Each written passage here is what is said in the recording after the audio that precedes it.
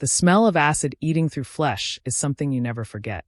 It's a sickening chemical burn that makes your eyes water even through the agony. The sound I made wasn't quite a scream, more like the noise a wounded animal makes when it knows it's dying. I'm Maya Sinclair, and I'm 18 years old, or I was when my uncle destroyed my face the day Harvard accepted me. I can still see his cold smile as he tilted that mason jar, watching the liquid cascade down my cheek like he was watering a garden. Smart girls don't need pretty faces, he sneered, stepping back to admire his work. The acid continued its relentless path, eating through skin, muscle, down toward my jawbone. I collapsed to my knees in our kitchen, my hands hovering uselessly around my face, afraid to touch but desperate to stop the burning. My mother stood in the doorway, arms crossed, watching like it was a mildly interesting television program. "Now you match your ugly personality," she said with that satisfied smirk I'd grown to hate. "Beauty fades, but scars last forever." The Harvard acceptance letter lay scattered on the kitchen floor, torn into precise pieces by Uncle Marcus before he'd reached for the jar. Full scholarship. Pre-med track. Everything I'd worked for since I was 12, reduced to confetti under my mother's designer heels. But that was 3 weeks ago. Today, I sat in Dr. Elena Vasquez's office, the top plastic surgeon in the state, watching her face transform as she studied my medical photos.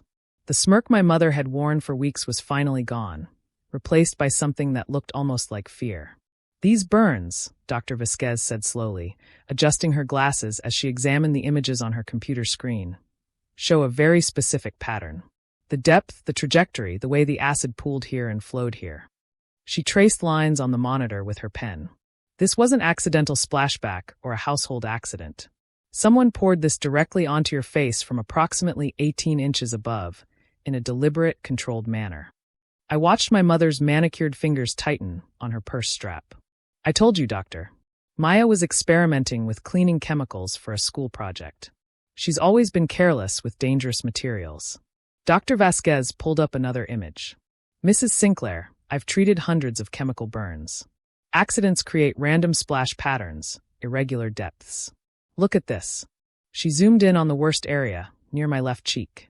"The burn here is perfectly contained within defined borders, like someone deliberately aimed and poured. No accident creates this level of precision." Uncle Marcus shifted in his chair. For the first time since that horrible day, I saw uncertainty flicker across his face. He'd been so confident, so sure that family loyalty and my mother's lies would protect him. After all, he was the successful one, owned 3 auto repair shops, drove a BMW, paid for my mother's mortgage when she couldn't make ends meet. "Maya's always been dramatic," he said, his voice not quite as steady as usual. "Kids hurt themselves and then want to blame everyone else. Remember when she broke her wrist falling downstairs when she was 14? I remembered. I remembered how he'd grabbed my arm and twisted it until I heard the snap. All because I'd gotten an A in chemistry while his son failed.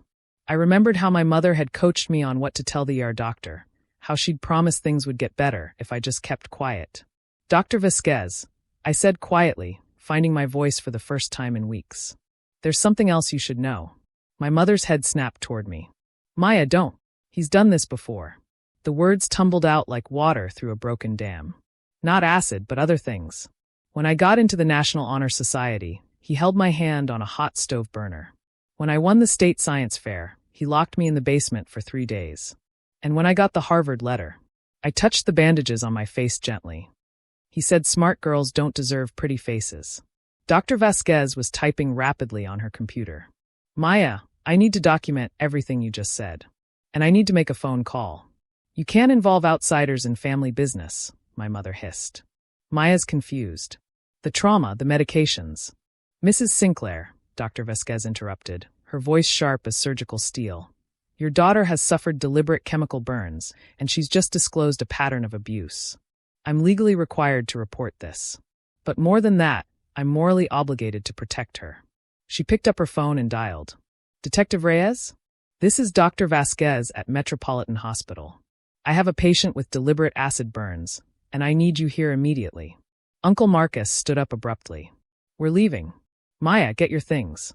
"She's not going anywhere," Dr. Vasquez said firmly, stepping between him and my chair. "Security is already on their way up." I watched my uncle's face cycle through emotions: anger, fear, calculation. This was the man who'd controlled our family through intimidation for years, who'd convinced everyone that I was the problem, the ungrateful niece who didn't appreciate his discipline. "You have no idea what you're unleashing," my mother said to Dr. Vasquez, but her voice was shaking now. "Maya's been lying about family members since she was little. She's jealous of Marcus's success, of what he's built." "What he's built," I repeated, feeling something break open inside me. "You mean the businesses he runs with stolen identities? The insurance fraud from fake accident claims? Or maybe you mean the way he's been selling prescription drugs from his back injury for the past 5 years." The silence in the room was deafening. Uncle Marcus's face had gone completely white. "How do you?" he started, then caught himself. "Because I've been watching, listening, documenting everything for 3 years," I said, reaching into my bag and pulling out a small digital recorder. "Every threat, every beating, every illegal scheme you thought I was too stupid to understand." Dr. Vasquez's eyes widened. "Maya, how long have you been recording?" "Since I was 15. I knew someday I'd need proof." I looked at my mother, who seemed to shrink in her chair. "I recorded the conversation the night before he burned my face." "Want to hear what Uncle Marcus said about Harvard students being uppity bitches who need to be put in their place?" The door opened and 2 security guards entered, followed by a woman in a detective's badge. Detective Reyes was younger than I'd expected, with kind eyes that reminded me of my high school guidance counselor. "Dr. Vasquez filled me in," she said, looking around the room. "Maya, I need to hear everything. And I need to see that recording device." What happened next felt like watching a carefully constructed house of cards collapse in slow motion. The recordings were clear, damning. Uncle Marcus's voice explaining how he'd teach that little bitch some humility the night before my attack. My mother agreeing that I was getting too big for my britches and needed to be brought down to earth. But the most damaging recording was from 2 hours after the attack. Uncle Marcus and my mother in the hospital waiting room, discussing their story, making sure their lies aligned. "If she's smart, she'll keep her mouth shut," Uncle Marcus's recorded voice said. "She knows what happens to family members who don't stay loyal." Detective Reyes played that clip 3 times, each repetition making my mother sink deeper into her chair. The investigation moved quickly after that. Search warrants uncovered the mason jar with acid residue in Uncle Marcus's garage, along with receipts showing he'd purchased industrial-grade sulfuric acid 3 days before my Harvard letter arrived. They found the torn Harvard letter in my mother's bedroom trash, along with other evidence of their cover-up attempts. But the most shocking discovery came when Detective Reyes ran background checks. Uncle Marcus had a previous arrest for assault with a deadly weapon, charges that had been mysteriously dropped when the victim, his ex-wife, suddenly recanted her testimony and moved out of state. "We found her," Detective Reyes told me during one of our interviews. "She's willing to testify now.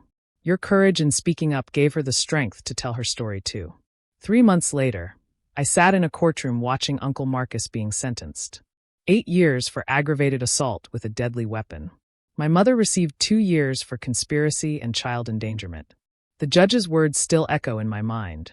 The deliberate disfigurement of a child over academic achievement represents a level of cruelty that demands the full weight of justice. Harvard had held my spot. The admissions committee, when they learned what happened, created a special support fund for my medical expenses and recovery. Dr. Vasquez had become more than my surgeon. She'd become my advocate, my mentor, and eventually something like a mother figure. The scarring on my face was permanent, but Dr. Vasquez had worked miracles. 3 reconstructive surgeries had restored most of my mobility and reduced the visible damage significantly. More importantly, she'd introduced me to other survivors, women who'd overcome similar attacks and gone on to build extraordinary lives. "You know what's interesting?" Dr. Vasquez said during one of my follow-up appointments. "Your uncle was right about one thing. Smart girls don't need pretty faces. But what he didn't understand is that pretty faces don't define smart girls either." I started classes at Harvard that fall.